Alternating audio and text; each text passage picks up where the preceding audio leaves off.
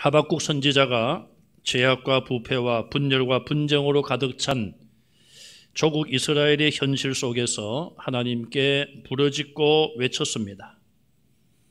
그런데 왜 하나님 응답하지 않습니까? 왜 구원하시지 않습니까? 호소했습니다. 하나님의 대답은 무엇입니까? 내가 갈대아 사람을 일으켜서 그들을 두렵고 무서운 강한 군대로 만들고 그들의 힘으로 너희를 점령하게 하리라. 그런 대답이었습니다. 하박국은 지금 부패한 이스라엘을 하나님께서 깨끗게 하시고 구원해 달라고 기도를 했는데 오히려 하나님의 대답은 이방 나라를 세워서 이스라엘을 치시겠다고 대답하시는 것입니다. 그러면 하박국 선지자의 간절한 기도를 하나님이 외면하신 겁니까? 왜 그의 기도는 응답받지 못하는 것일까요? 그렇지 않습니다. 하나님께서는 하박국 선지자의 기도를 들으셨고 그의 기도에 확실하고 분명하게 응답을 주셨습니다. 우리는 하나님께 기도할 때에 이미 우리가 원하는 것을 정해놓고 하나님 이것을 허락해 주십시오. 그렇게 기도할 때가 많지 않습니까? 그리고 그대로 응답이 되면 내가 기도 응답을 받았다 그렇게 감사합니다. 반대로 내가 원하는 대로 응답되지 아니할 때에는 왜 하나님께서 응답하시지 않는가? 나의 기도는 아직 응답되지 않았다 그렇게 생각할 때가 있을 것입니다. 그런 생각은 일부는 맞지만은 그러나 또 다른 면에서 보면은 틀린 생각입니다. 나의 기도에 원하는 소원과 하나님이 원하시는 뜻이 일치할 때는 하나님께서 우리가 원하는 대로 응답을 주십니다. 그러나 내가 원하는 것이 욕심을 위하여 구하는 것이라든지 하나님의 뜻에 맞지 않는 것을 구하면 하나님의 응답은 내가 원하는 대로 응답하시지 않는 것이죠. 우리가 원하는 대로 하나님께서 yes 하는 것만이 응답이 아니라 때로는 no, 안 된다. 그것도 응답이며 또 때로는 하박국처럼 하나님께서 잠잠하시는 것과 같은 응답이 없는 그런 기도도 대답이 없는 그런 호소도 기도의 응답인 것을 우리는 알아야 합니다.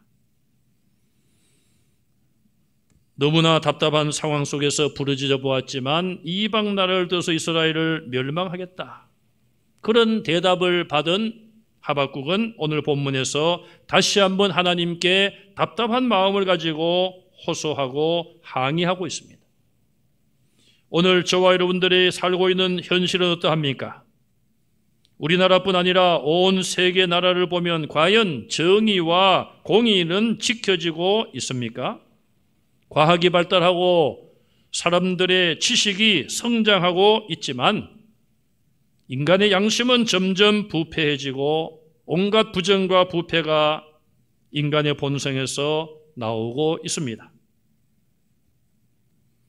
하나님께 도전하는 인간의 바벨탑은 점점 높이 쌓아지고 있는 것 같습니다.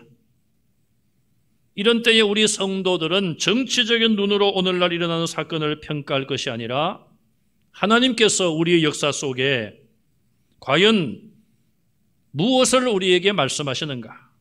하나님의 영적인 교훈을 깨달아야 될 줄로 믿습니다.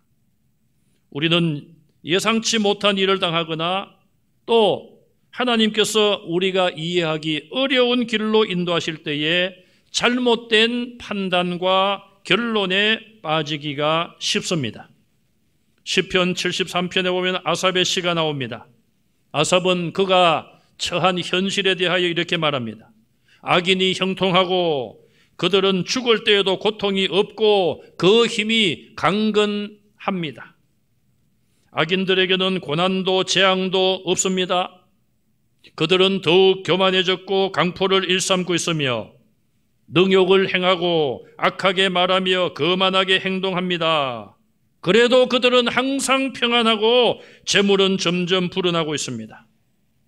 반면에 마음과 손이 깨끗이 씻은 자기 자신은 종일토록 고난과 징벌을 받고 있다고 신음하고 있습니다. 아삽은 왜 그럴까? 그 이유를 몰라서 심히 괴로워하며 오히려 악한 자들의 형통함을 부러워하고 있습니다.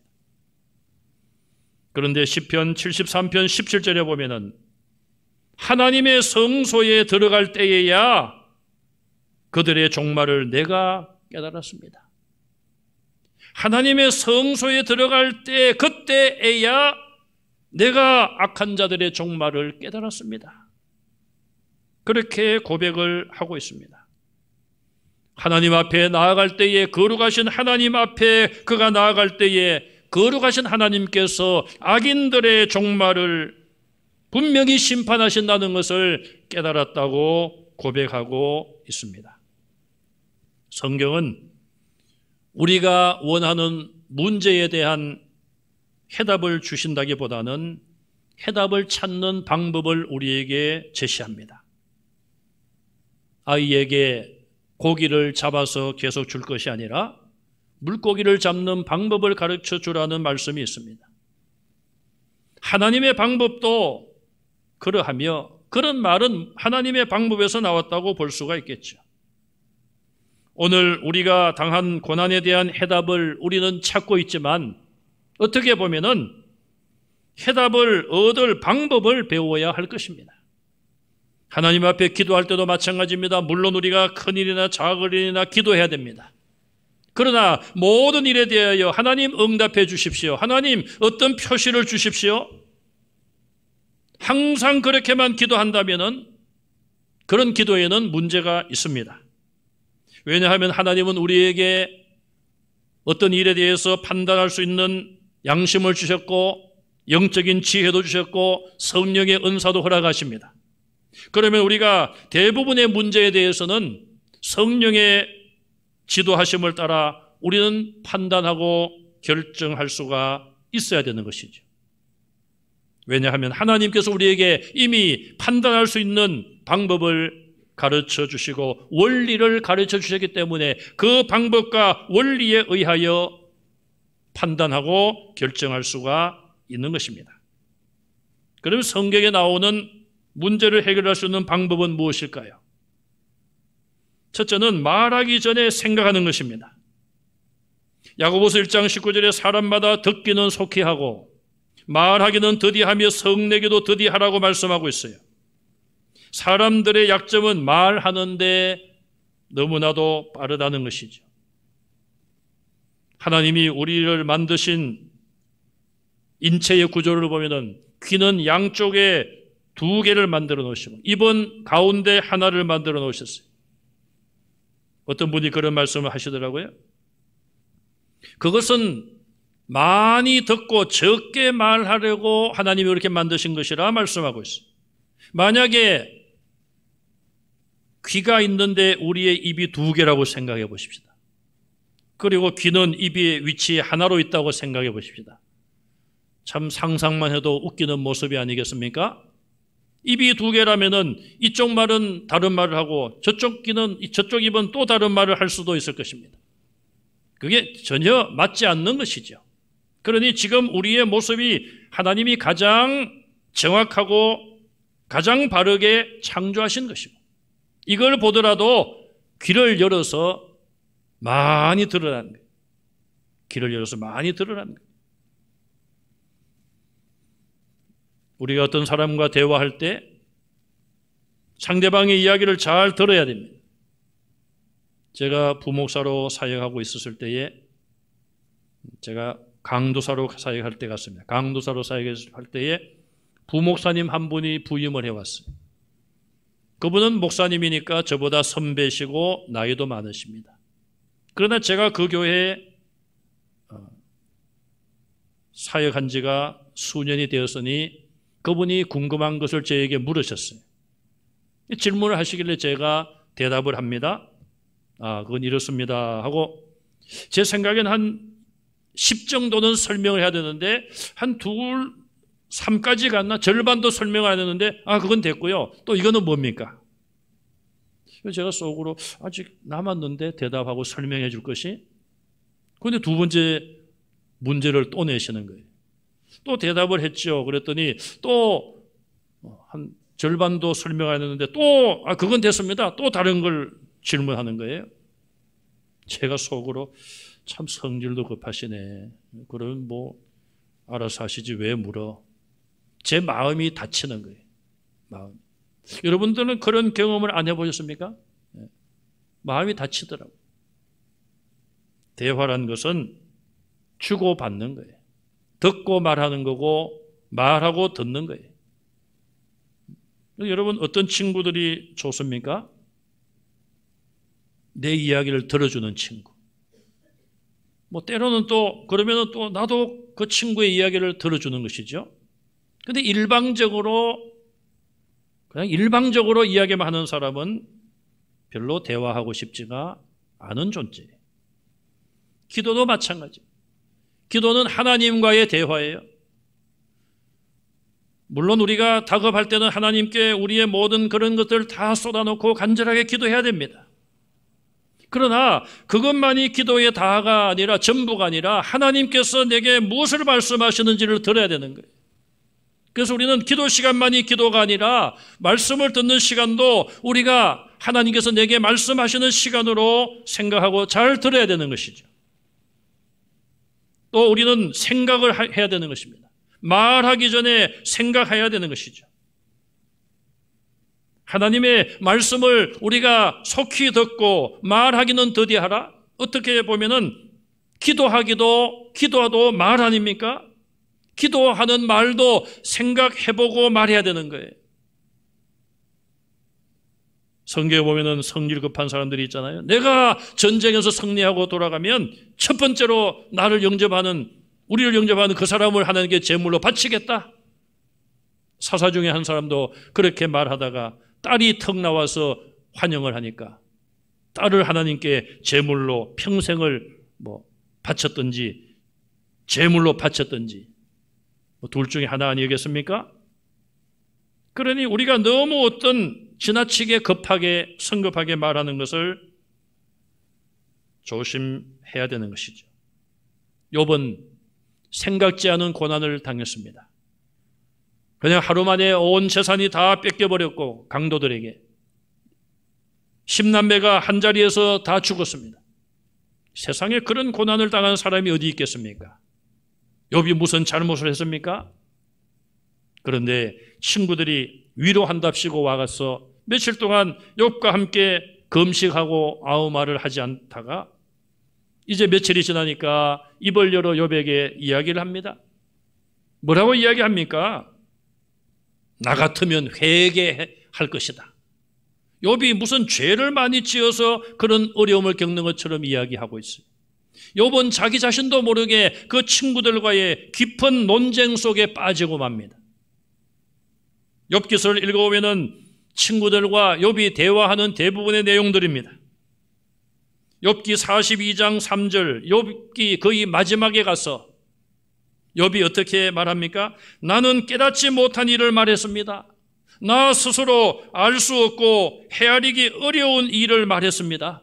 자기가 친구들과 논쟁을 해놓고도 무슨 말을 했는지 무슨 의미인지 모른다는 거예요. 논쟁을 위한 논쟁에 빠졌다는 것이죠.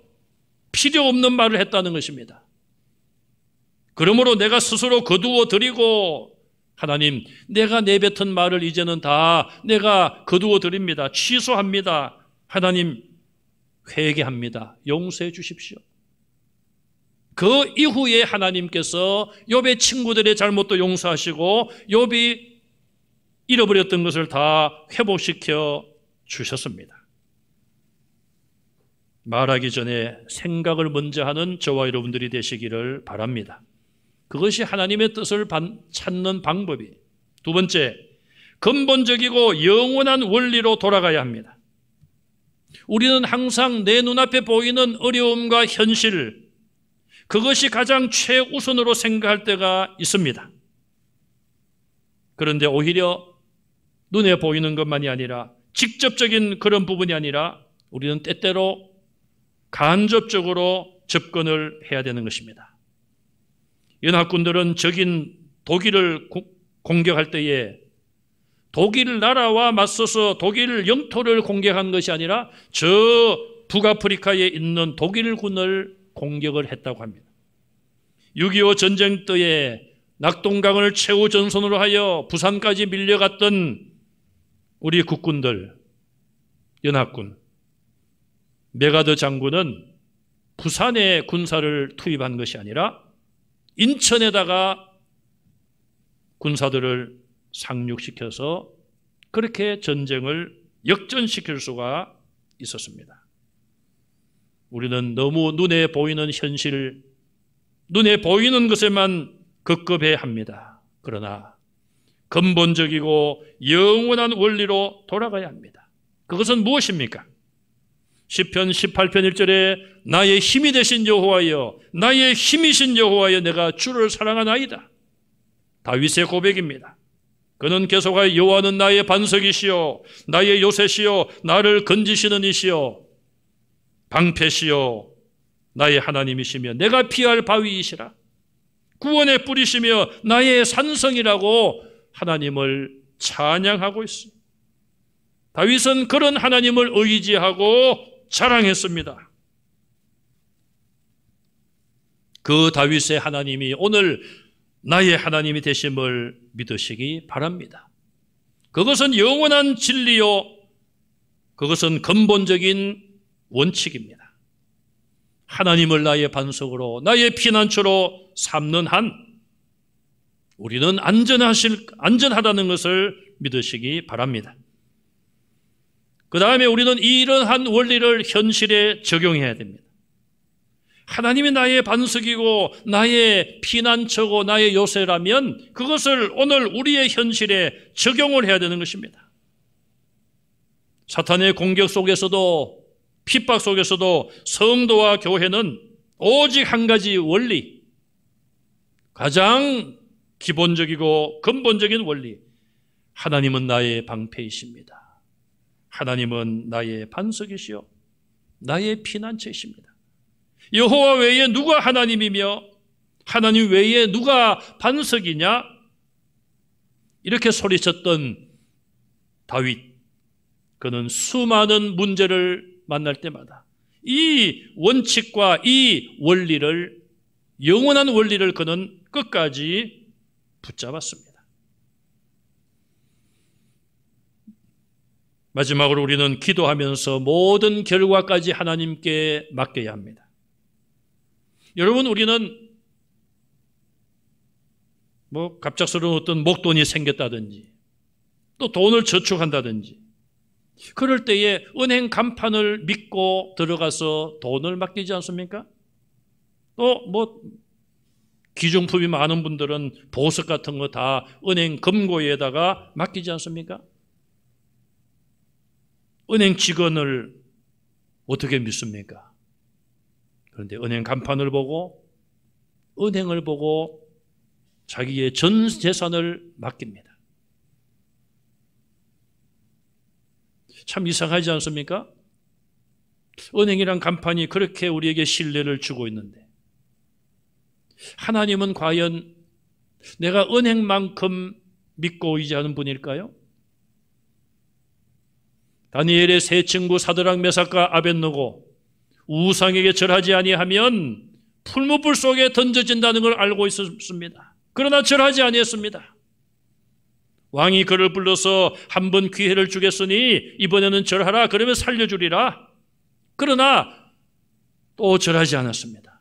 평소보다 7배가 뜨거운 풀무불 속에 들어가야 된다는 걸 알면서도 절하지 않았습니다. 왜 그랬습니까? 가장 근본적이고 영원한 원리, 하나님은 우리의 피난처가 되십니다. 우리는 하나님의 계명을 어길 수가 없습니다. 하나님이 우리를 건져주실 것입니다. 그리 아니하실지라도 우리는 이 원리, 원칙을 떠날 수 없습니다. 내 신념을 지키다가 풀무불 속에 들어가 죽인다면 죽겠습니다. 하나님, 나는 죽겠습니다. 죽으면 죽었지 내가 어떻게 우상에 절을 합니까? 그들은 사실 사는 것을 포기했습니다. 다니엘은 어땠습니까? 하나님, 나는 죽으면 죽었지 내가 하나님 앞에 기도하는 일을 멈출 수 없습니다. 하루라도 멈출 수 없습니다. 아니, 하루 3번 기도하는데 그중에 한 번이라도 내가 양보할 수 없습니다. 이것이 다니엘의 믿음이었어요. 왜? 하나님은 나의 피난처가 되십니다. 사무엘처럼 나는 기도하기를 쉬는 죄를 범치 않겠습니다. 하나님은 나의 기도를 들어주시고 응답하십니다. 그런 가장 근본적이고 영원한 원리와 원칙을 그는 붙잡은 것이죠. 차라리 나로 하여금 기도하지 못하게 한다면, 하나님과의 대화를 막는다면 나는 죽겠습니다. 사자굴 속에 나를 던져주십시오. 그는 그 길로 갔고 사자굴 속에 던져졌습니다. 하나님께서 그를 구원해 주셨어요. 그런데 오늘날은 사자굴 속에 던져지거나 불 속에 던져지거나 많은 사람들이 예수 그리스도를 믿는 믿음을 포기하지 아니하여 그 이름을 전하다가 힘없이 죽어가고 있습니다. 하나님, 왜 의인들의 희생을 그냥 두고 보십니까? 죽어가면서도 그들은 근본적이고 영원한 원리를, 진리를 그들은 포기하지 않습니다. 하나님, 내가 죽더라도 나는 예수님을 그리스도라고 시인할 수밖에 없고 그 믿음 나는 포기할 수 없습니다. 나는 주님께서 땅까지 이르러 내 증인되라고 하신 그 말씀을 나는 죽음이 오더라도 나는 포기할 수 없습니다. 그 원리와 원칙을 가지고 죽어가는 것이죠. 하나님, 왜 우리의 이 억울함을 그냥 두십니까? 순교자들이 하나님께 부르짖습니다. 그래, 조금만 더 참으라. 순교자의 수가 찰 때까지 참으라. 하나님께서 잠잠하신 것이 아닙니다. 하나님께서 기도를, 그 고통의 호소를 듣지 못하는 것이 아니라 그 말이죠. 하박국은 하나님께 호소하며 질문하며 항의합니다. 여호와여, 나의 하나님이여, 나의 거룩한 이시여, 하나님을 부르는 모든 호칭을 동원하여 호소하고 있습니다. 그의 이런 하나님을 향한 호칭 속에는 하나님이 어떤 분이신지를 그가 알고 있으며 우리에게 가르쳐주고 있어요. 첫째로, 하나님은 영원한 분이 아니십니까? 12절에 만세전부터 계신 분이라고 그랬어요. 하나님, 만세전부터 계신 분이 아닙니까? 이 말은 하나님의 영원함을 이야기하고 있습니다. 모든 만물이 있기 전부터 계셨던 분, 영원부터 영원까지 계시는 분. 인간은 다 유한한 존재인데 하나님, 왜 영원하신 분이 유한한 인간들에 대하여 저렇게 그냥 놔두시는 것입니까? 두 번째로, 하나님은 스스로 존재하는 분이심을 말하고 있습니다. 만세전부터 계셨다는 말은 모든 창조물들이, 피조물들이 있기 전부터 모든 피조물들을 창조하신 분으로 존재함을 말씀하고 있어요. 출애굽기 3장 14절에 나는 스스로 있는 자니라. 스스로 존재하는 분이시죠. 또 그분은 거룩하신 분임을 이야기하고 있습니다. 거룩하신 분 13절에 주께서는 눈이 청결하십니다. 거룩하시고 눈이 깨끗하신 분이 왜 인간의 더러운 악을 그냥 보고 계십니까? 성경 전체는 하나님의 거룩하심을 증거하고 있습니다. 그러나 오늘 우리가 살고 있는 이 현실은 너무나도 캄캄하고 더러운 죄악 속에 있는 것 같습니다. 또 하나님의 전능하심을 찬송하고 있습니다. 하나님은 이방인들을 세워서 심판의 도구로 사용하시고 그들을, 하나님 백성들을 경계하려고 세우기도 하시는 분이십니다. 하나님은 나라를 세우기도 하시고 무너뜨리기도 하시고 왕을 세우기도 하시고 왕을 폐위시키기도 하시는 절대적인 능력을 가지고 계신 전능하신 하나님이시죠. 그 하나님은 신실하신 분이십니다. 아브라함에게 약속하신 하나님, 이삭에게, 야곱에게 약속하신 그 하나님은 다윗의 후손을 통하여 메시아를 보내시고 그 모든 언약을, 약속을 성취하시는 하나님, 어제나 오늘이나 변함없는 하나님, 그분은 신실하신 하나님이십니다. 하박국은 이런 하나님을 믿고 있습니다. 그러면서 하나님, 왜 그런 하나님이신데 왜 가만히 계십니까? 왜 잠잠합니까? 왜 하필이면은 갈대아 사람들을 일으켜서 우리를 치시려고 합니까? 왜 하나님, 우리로 하여금 물고기와 같은 존재가 되게 하셔서 저들이 낚시로, 그물로, 투망으로 우리를 잡아채는데 왜 하나님, 하필이면은 악인들을 들어서 의인을 치시는 겁니까? 그리고 오늘 본문 마지막 부분에 뭐라고 말씀하고 있습니까? 17절 말씀에 그가 그물을 떨고는 계속하여 여러 나라를 무자비하게 멸망시키는 것이 옳으니까, 이스라엘뿐 아니라 여러 나라를 무자비하게 짓밟고 죽이고 약탈하는데 그렇게 하는 것이 옳습니까? 아무리 하박국이 지금까지 하나님은 영원하시고 전능하시고 신실하신 하나님으로 그가 알고 믿어왔지만, 그러기 때문에 하나님 더욱 오늘의 현실은 이해가 안 됩니다. 그렇게 하나님께 호소하고 있습니다. 하나님, 이스라엘이 범죄한 것 제가 말하지 않았습니까? 범죄하였다 할지라도 갈대아인보다는 의롭지 않습니까?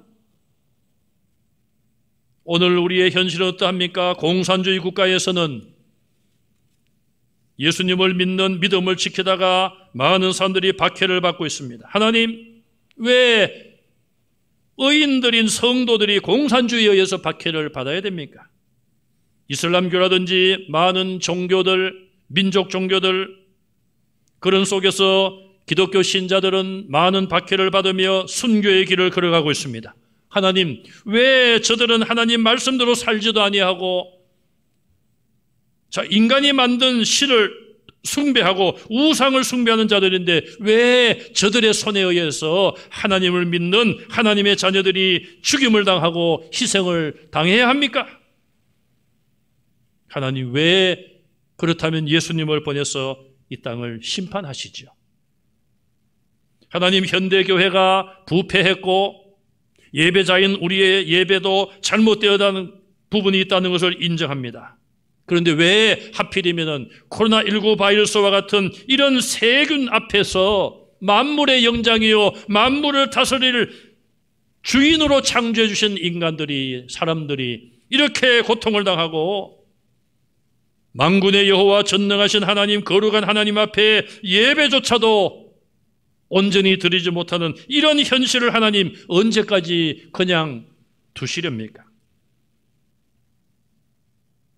선지자의 부르짖음은 하늘을 찔렀고 오늘 우리의 부르짖음과 호소도 하늘에 사무치고 있지 않습니까? 엘리 엘리 라마 사박다니, 나의 아버지 나의 아버지 어찌하여 나를 버리셨나이까? 십자가의 고통을 겪으면서 물과 피를 다 쏟으시고 죽어가시던 주님, 아버지 왜 나를 버리시나이까? 그 아버지는 대답하지 않습니다. 겟세마네 동산의 십자가를 앞에 놓고도 아버지여, 하실 수만 있다면 이 잔을 내게서 좀 옮겨주시면 안 되겠습니까? 그러나 아버지는 대답이 없었습니다. 예수님은 아버지의 뜻을 알기에 그러나 나의 원대로 마시옵고 아버지의 원대로 하옵소서. 하나님께 믿고 맡긴 것이죠. 누구보다도 아버지를 믿기에 아들 예수님은 아버지를 믿기에 믿고 맡기시고 생명을 드렸습니다. 잠잠하셨던 하나님 아버지는 무덤에 들어간 지 3일째 되는 날 무덤을 열게 하셨고 죽음의 자리에서 예수님을 일으켜서 어떤 죄인이라도 그 예수 그리스도의 이름을 믿으면은 영원한 생명, 천국의 생명을 얻게 하시는 구원의 길을 열어놓으셨습니다. 하나님은 대답하지 않은 것 같은데, 아버지는 대답이 없으신 것 같은데, 아니 없었지만 하나님의 시간이 되어 하나님은 가장 좋은 응답을 주셨습니다. 코로나19 바이러스의 이런 어려움과 답답함 속에서 예배조차도 가정에서 드려야 될 시간이 점점 길어지고 있습니다. 8월 8일까지 이런 상황이 연장되었습니다. 아버지여, 아버지여, 이 잔을 우리에게서 좀 옮겨주십시오. 그러나 하나님께서 대답하지 않는다고 낙심할 것이 아니라 우리는 예수님을 본받아 그러나 내 원대로 마옵시고 아버지의 원대로 하옵소서.